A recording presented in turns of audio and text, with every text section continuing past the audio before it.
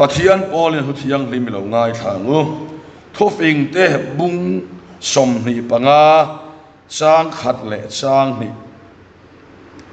heng po hi solomon thofing Zudalal Hezekiah mi ten anziak chon chuani thil thup hi pathian ro puina ni a lal ro puine ro chu thil zon chuani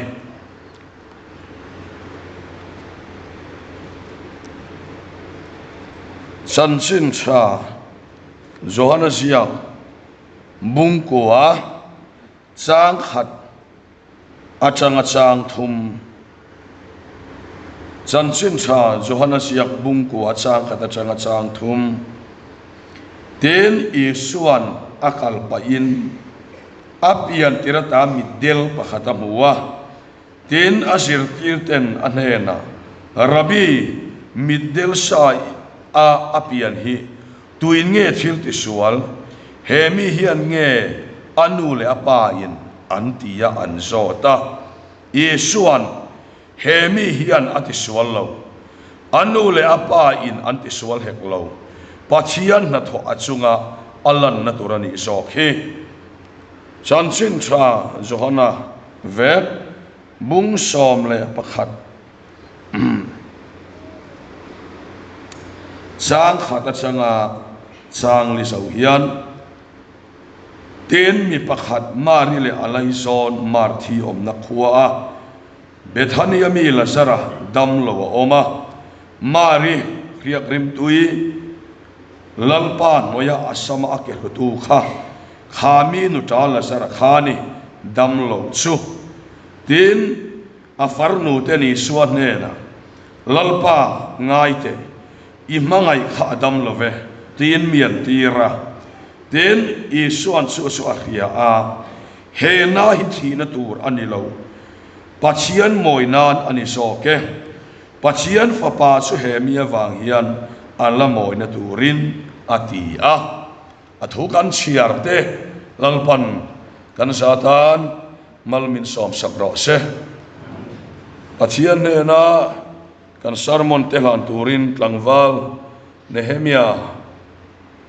lalram din thara ilo somang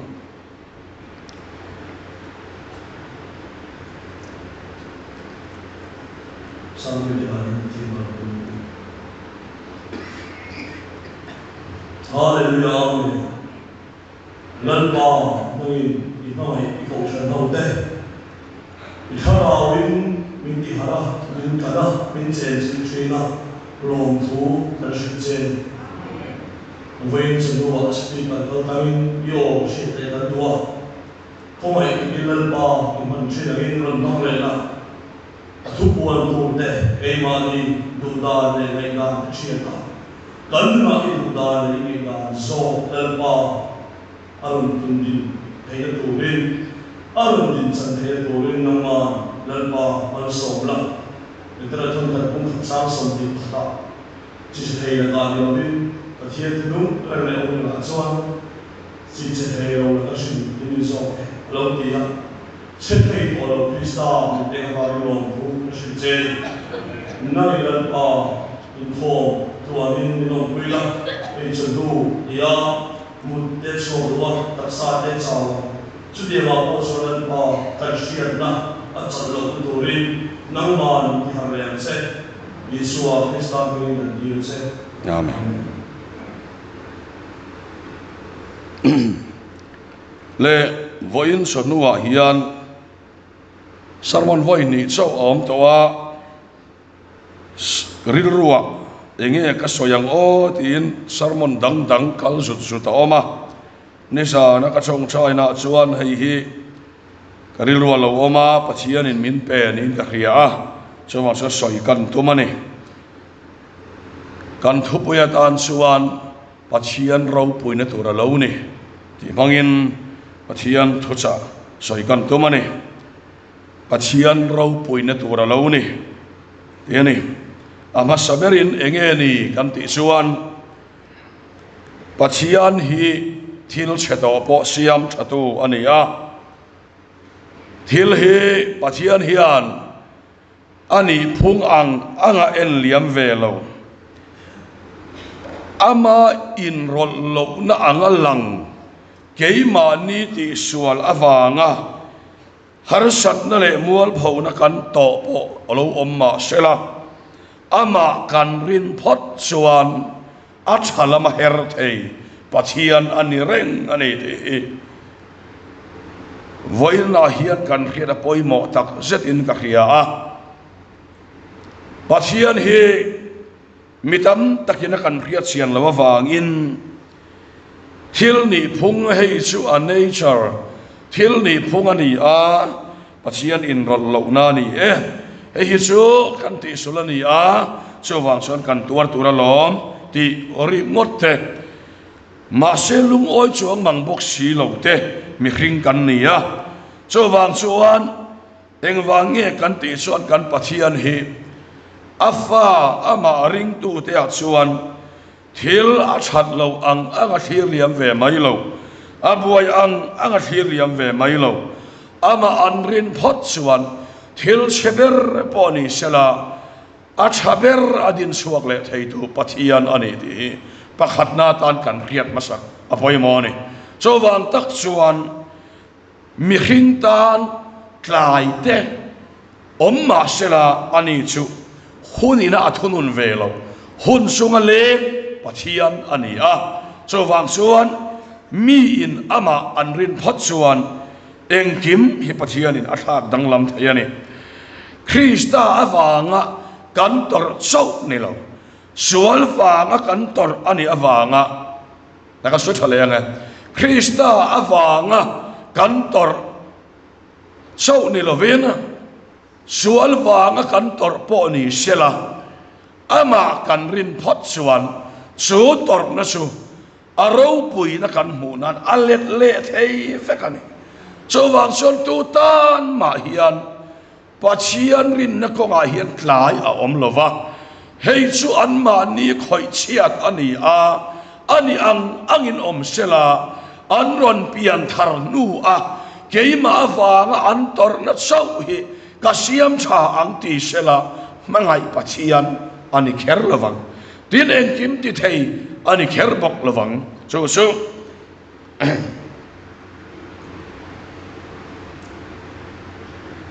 khua lum khop maya zai kan han sol sia kha en zap vat hi ka muwa hei kan mun tripura ram ria nikum a kan camping dan sonai khan kan mun kau khana an biak in hi hlai devin an ti topa thut theng hi kholum biak in kha an thiam ka tia thut theng in ka hi sao devin an te ta khan le lam a fen man thei tur khan le lam alaya khan alaya kal thei tho si khan an tia kholum biak in sak dan an wat hiam o ka tia tiang neu chon ai sol poi lum tul maya alaya thu ta ne a khe om mang ka tia man deu khan ni pakhatin speaker group a hian hei biak in kan sadona atia speaker pakhatin alaya thu te ta na fen da dan min lo khil teu aron tia alaya thu te ta na fen da dan kha wa khop maya eng tin nge ngo kan tia tiang deu chuan chunglama changa han khai dua la biak in a thing duang reng sia sei pui han khai la kha kia thiam har khop mai khua lum viau mai ama ro chu in ti har kan tum kham don nia le so wang chuan pathian hi ami te a hian aro puina alan tir hi atum tap ani maya ring tu le pathian an lo in som nia chang khan setana ro puina tu rian eng ma hi pathian in khen tira tum lo top ani ti rin phot mai tur ani a chowang chuan rom bung riat chang som ni paria tha khan pathian wa ngai tu ama ruat anga akovat etan chuan an that na turin a chen a thoka a chen ni chu an fa te sual wang ani ti eng ma om lova an that na turin enga chima a tho sak lom thin ti kan khiani atiani a soi kim khop maya kan khiat lo zong nen lam khan kan that na turi pathianin athokani ti Bible sertianani so wang suan voin chanu a hian pathian ro puina su ani le engtin nge lo lang don kan ti suan a ro puina tur anga kan ngai a ni lovin pathian ro puina chu thofing te bung som ni panga changa khan thil thup phi alo ni ta ne amaro su mi khing te ro suan a chan hi kan zonga kan tuar chan te kan mang an chan te kan zonga pathian hi zo a hian vat kan duani camping a hian zo na min zot fo maya then khat zo na hi chu an nu na thil zong hian fel vep phota pathian soi moi te antuma pathian fak te antuma a chan na hi an zong na sa thin leni then khat ka chan na phei chu keipo ka zo na zong hi mi chang lo ka zo na zong hi mi chang lo ama ero chu kan ne na om ti ka ria chu ato ka ni te he ni kan zo na zong hi pathian min chana tum lova pathian ro puina lo lan na chu thil thup kan hai chua thei lo alo ni chia yan pathian ro puina lan na tur alo ni chela ni khefia vek ila thup hilal pan kai mani hian nei mia lo se kan har sak chan te a ei zon a kan tuan lo chan te tin mi ina min rel chan te poi kan han so in an ha ani o nu tam ta mi rel lo dan tu ra om dan ta kan an song sa ril ro ya engi apoi ka soita kang le eng tin nge ka om ta kang le ka tia om dan tur te kan zonga mi mit klon kan tuma chutiang chuan a chan hi kan dap thina ni ma se a chan hi pathianin min khiat ira tum lova a chan ke ma ni a thup mang khan a ro puina puana tum so ani lalpa fakiram ro se thil thup hi pathian ro puina ni ati tat ani Bible hian kan nu na hian a chan kan zon chua thei lo kan ha pui le kan mang an pui hi ato pa ring tu tan chuan kan lo tuar lawang ti kan valau em heti yang hian lo puai lo ila pathian ro pui na hi ka pulawanga ti hiril ro lo om thina chawang chuan voin chonua po hian inuna izona ifa en kolna mo ule na kar har sakna itoa achan it miran dem chante ithiam lo chante iril ruha chante intwan lo chante zong lo la heng lal pan lo thup chan hi arau pui na puan na tura lo ne ti hiring la thup ani to suan lal pan ato pa arau pui na ron tan lam do ni ti pathian thuin min ko mu ani so ni mai sol na chu a chan khelo hengan sol tat mai ni thin lung hi ha dam tat mai ni a chan sumo thil thup kha pathian ro pui na ni tlata a chan na kan zon mu thei lo sana hi lalapan a ro pui na puan chuana ata na mana du wanga ni a ro pui na ron puan ni a chau a chan kan kha thin lalpa vakram ro se a chan dik tak su ke mai lalpa katia lalpa ka mu fia thaina tor ata chau hian engkim alo thop se so hian begin khema ila arau puina ron puan ma chu a chan hi thup ani tlat ani mi ti da te zirkwal du lo tur ke chu ti hian ka tia ke chu ti hian ka ti a sot lo re amak tak ka tia a sot lo re rong bol na kum som ni borwel chunga pathianina min up lai khan min up chan hi ka khe chuak zo lo re renga mi ti dan te ka heti hian kan in pualo mange heti hian an tianga an rong bol hi a albi kan yang a ti dei ri ro ma mà sẽ em mà lâu ni lâu mi in pe cái pe về thầu xia mi trong trai giat kan trong trai thầu xia nghe mồ lệ chăn lệ kan ti son a chan em mà lâu lova a chan dik tak so voi ni hian lalpan arau pui na apuan na turatan lalpan min lo da ke ma nia lalpa nang lo chu kan ti lo na to re na pathian hian alo thop thin so kan ni lalpa kan ro se khebat ila suane lalpa kan ngai nia lawanga kan khian lo tak khian lalpa min ber thir ta ni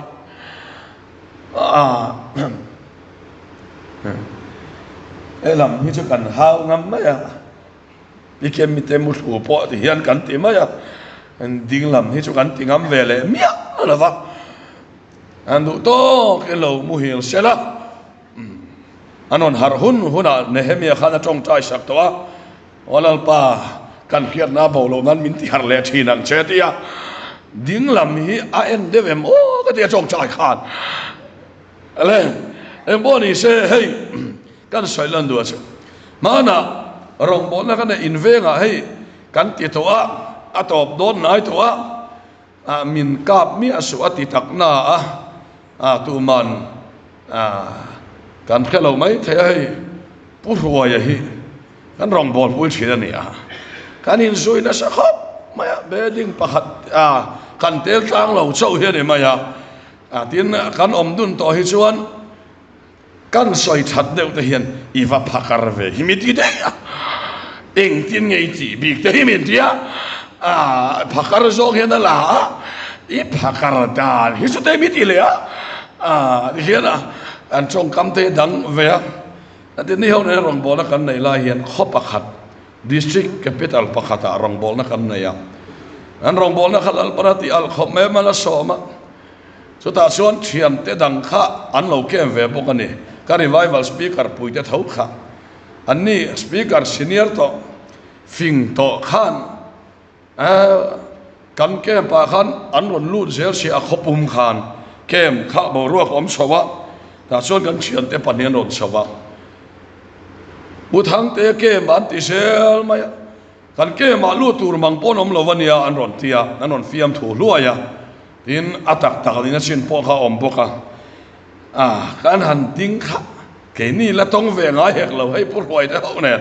edik vel kha pathian thu kan khila ngol ve ho khila wak kha kan ni sia khatia nga in kho man han tam talu tuk lam tu la biak ina khan leng lawa mun nia lam tu lan siam ta si kha nuam ka tilu tuk pastor quarter sa katlenga lalpa ke mi sual lalpa mi lo choi moi to dan hi ka va phu lo em an tia mi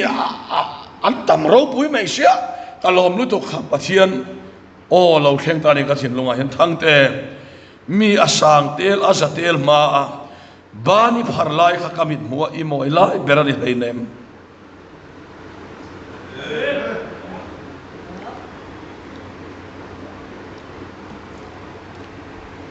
kamit moi moi lai perso in su ka thil thleng ka huai na che achan ka thup lai lalpa taklo subel tu na ka hello iti lai khai bu nam ber ti lo lalpa phang ram lo set sulai chi bu nam lai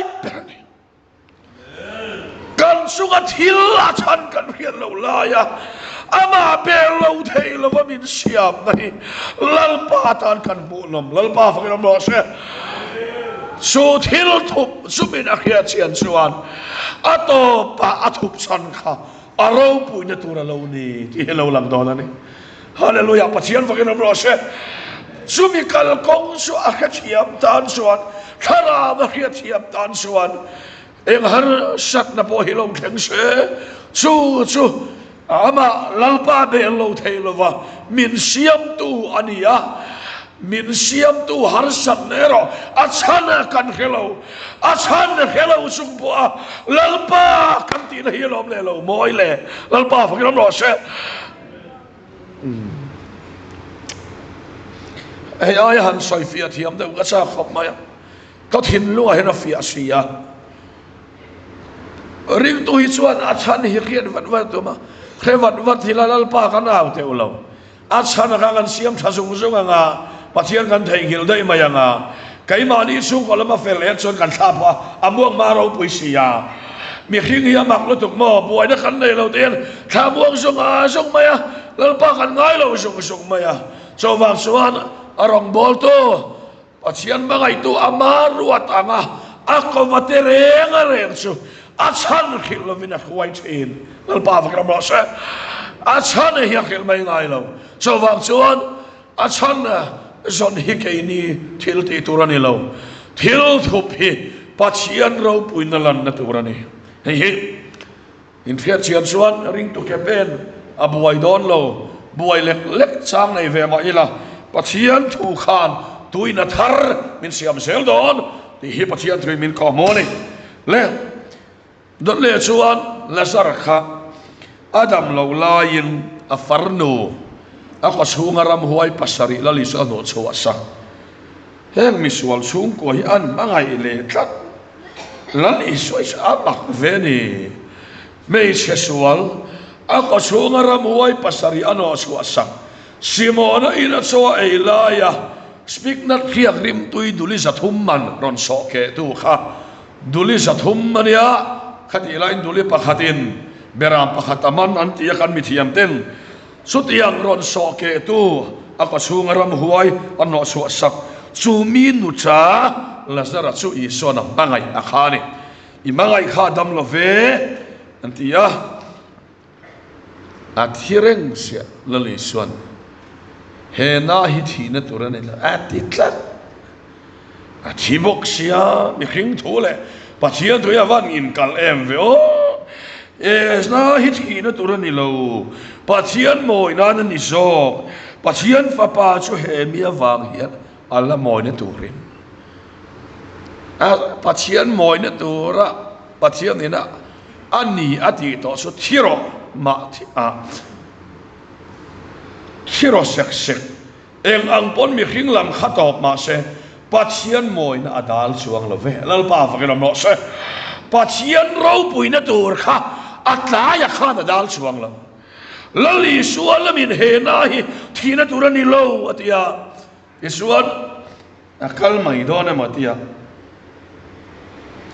ti chuan ama ero chu adam lo tia khiatina om na ngaya ni ne la om ta sewa